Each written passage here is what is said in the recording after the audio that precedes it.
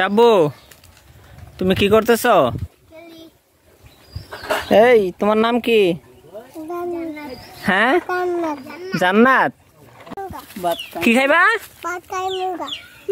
ভাত খাই মুগা। তুমি ভাত খাইতে পারো? কি দিয়া ভাত খাইবা? এদিকে তাকাও।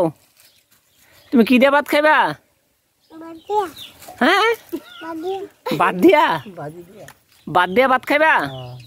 ও ঠিক আছে, যাও তুমি ভাত খাইতে যাও। হ্যাঁ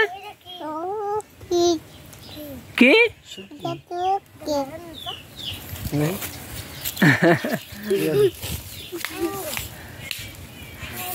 কি বললাম আমি কিছু বুঝতে পারিনি।